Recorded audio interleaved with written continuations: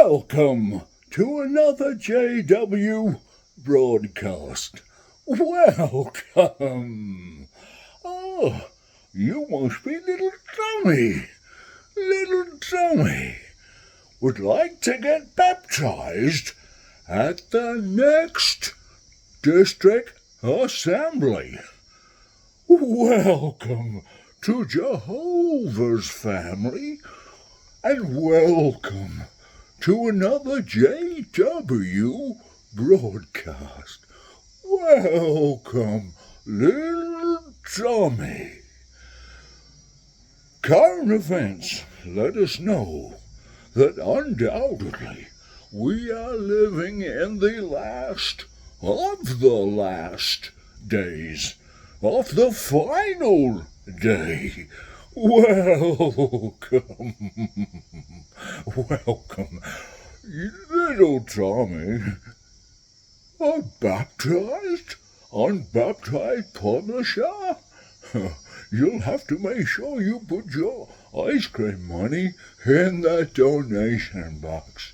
To Jehovah goes the glory. To Jehovah, and the service to him alone. Hello, I'm Justin Porter, and my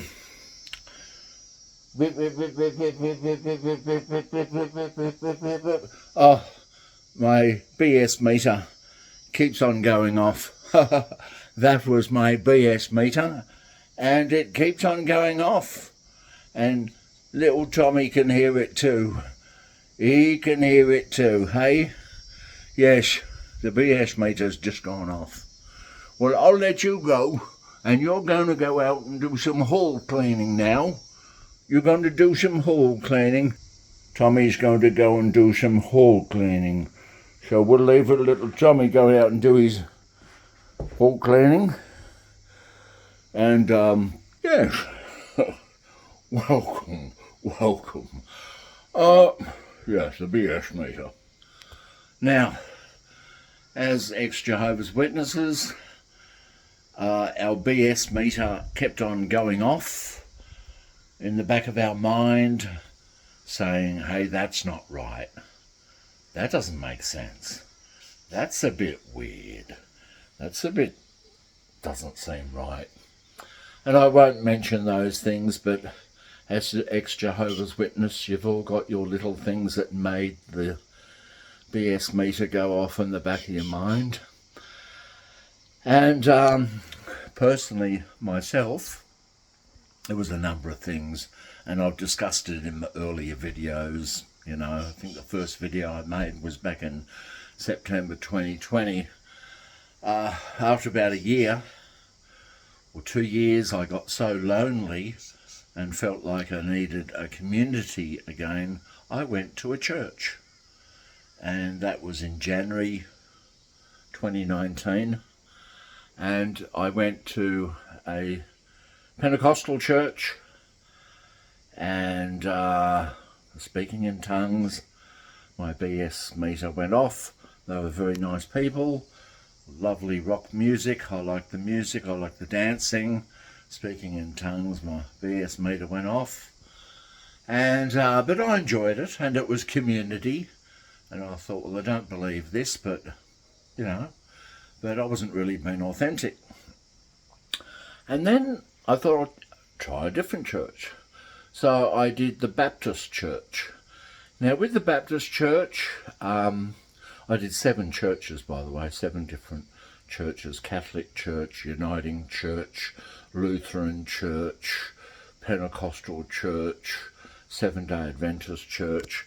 But when I did the Baptist church, a lovely couple, a lovely married couple in their 70s, first meeting I went to, they took me out for Hungry Jack's, and they took me to meet their family so many kilometres away, and I met their family and had lunch with about 10 different people from the Baptist church.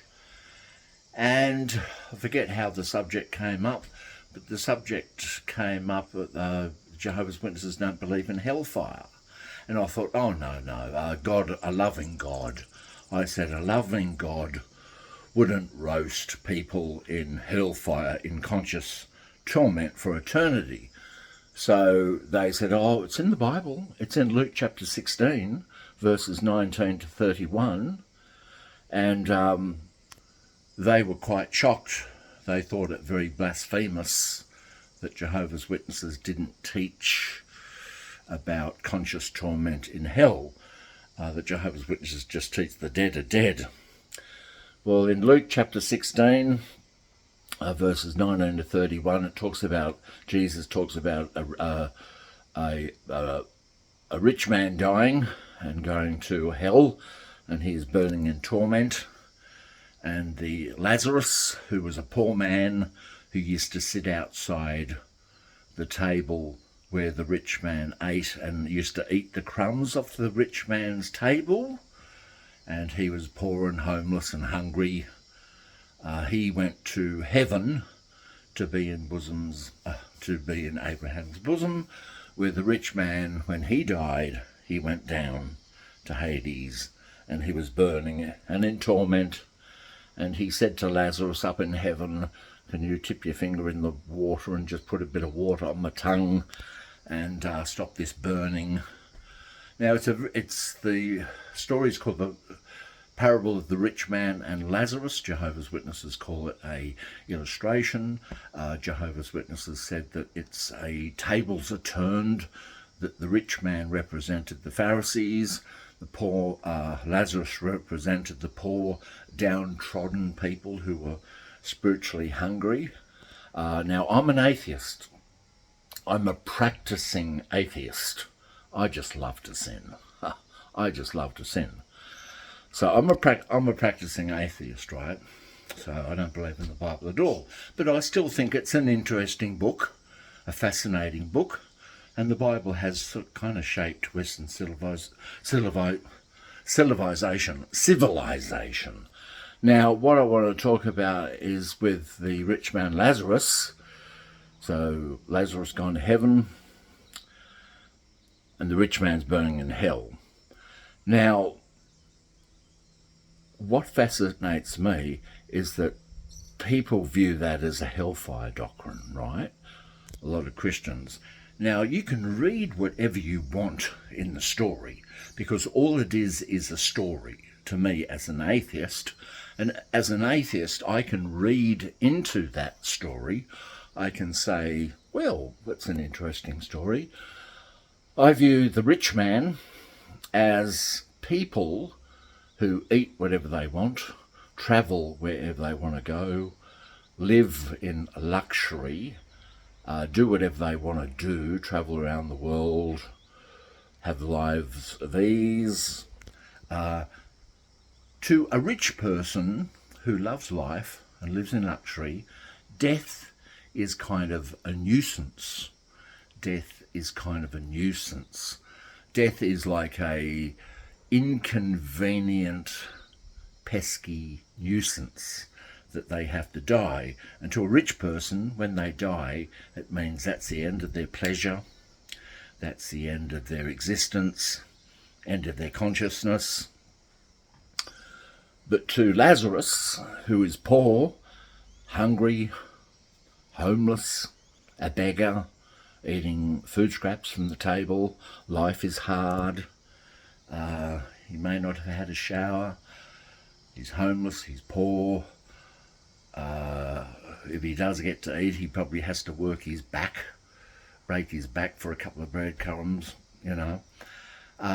To Lazarus, death, to a poor person, death is rest and relaxation. So to a rich person, death is an enemy, a nuisance, a pest, because rich people don't want to die because they enjoy life so much. But to a poor person, death is relaxation, because they get to sleep, they go sound asleep and get to sleep in for centuries, and death is something that will be a relief for a poor person, a homeless person, someone who's suffering in life. Now that's the way I read the story. You can read the story however you want, because interesting enough, a lot of Christian religions believe in the hellfire doctrine of torment, and they say this is the scripture. And plus Matthew 25 talks about being cut down and thrown into the fire, and Revelation chapter 20 talks about the smoke of their torment ascending forever in the lake of fire. So a lot of Christians view these scriptures as meaning conscious torment in hell. But the Seventh-day Adventists and the Jehovah's Witnesses say no, the dead are dead. And if you read in the Old Testament, in the book of Job, chapter 7, chapter 14, it says, if you chop down a tree, in the dust of the earth, the stump of the tree will smell water and come to life again, but earthling man lies down and does not get up.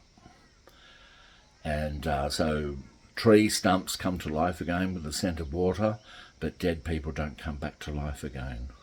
The dead lay down and they do not get up, according to the Old Testament. But Daniel chapter 12 talks about your dead loved ones will live, your dead ones will awake, arise, you residents in the dust awake, and the earth will bring forth the dead. So Daniel chapter 12 talks about a resurrection from the dead, a bodily resurrection, because it says, rejoice you residents in the dust. Daniel chapter 12, rejoice you residents in the dust, awake and cry out joyfully. So it talks about a bodily resurrection. And to me, the biggest contradiction in the Bible is the Old Testament teaches that the dead are dead.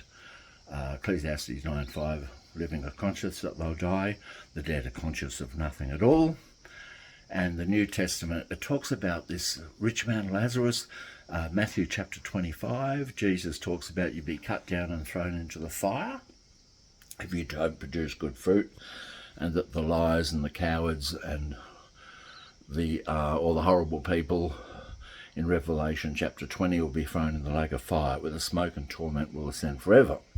So it's a big contradiction, and I think what people have done as they've written the Bible through the centuries, they've thought, well, how come rich people, and not everyone who's rich is a criminal, but a lot of crooks, murderers, get away with horrible crimes, they get away with things, and they die and just fall asleep, like the righteous man who might be poor, and they get to sleep in the grave and suffer not, Now, there must be justice after life. There must be just punishment for the wicked. How can they just live and get away with crime? They must be punished in the afterlife. They must be punished in the afterlife. So the hellfire doctrine was borrowed from the Greeks. Even the Buddhists had a hellfire, the Greeks. So they borrowed it, so they introduced the hellfire doctrine because they thought that's more of a deterrent, more of a deterrent. And what's the fascinating thing is, why doesn't Jesus explain, why don't Jesus' disciples say, hey, Jesus, explain to us the parable of the rich man and Lazarus? Jesus doesn't explain it. Jesus doesn't explain the parable of the rich man and Lazarus. So people have worked it out themselves, and the Bible says you have to have one or two witnesses to any crime or event, but there's only one witness. There's only one witness talking about the rich man and Lazarus, and that's Jesus. It's only in the one gospel. It's not in all the gospels. It's just in the Gospel of Luke. And the interesting thing about this is, personally think as an atheist, as a practicing born-again atheist, 95% atheist, I believe that this is trying to introduce the hellfire doctrine, hellfire of torment doctrine, into Christianity to be a deterrent. You better listen to what we say, and or you're going to burn in hell. So it was a weapon, a control tactic that was introduced into Christianity, because Jesus' disciples didn't ask him, please explain it. Where Jesus explained the parable of the wheat and the weeds, they said, what's this? Tell us about the parable of the wheat and weeds. Jesus explains it. But don't you think Jesus' disciples would have said, hey Jesus, are you talking about torment after death?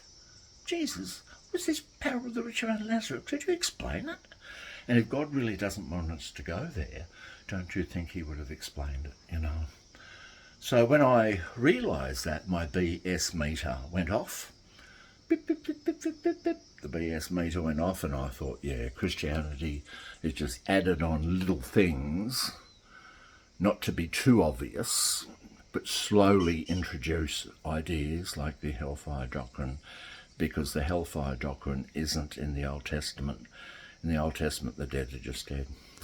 My beautiful wife has gone to the meeting, the Jehovah's Witness meeting, and my beautiful wife and I, Nicole, we have a happy marriage. She's Jehovah's Witness, I'm an atheist. We have a happy marriage, and we really get to enjoy each other's company, and we love each other regardless of what we believe in. And you don't have to let religion break up your family, break up your marriage. Even though the shunning policy breaks up families, Watchtower does break up families with their shunning policy. But if you truly love someone, you let them believe in what they want to believe in. And if you are a Christian or Jehovah's Witness, if you're happy being that way, good for you, good for you. And I'm not going to condemn you for it. So I'd like to say goodbye, and until next time, until my next video, we'll see you later.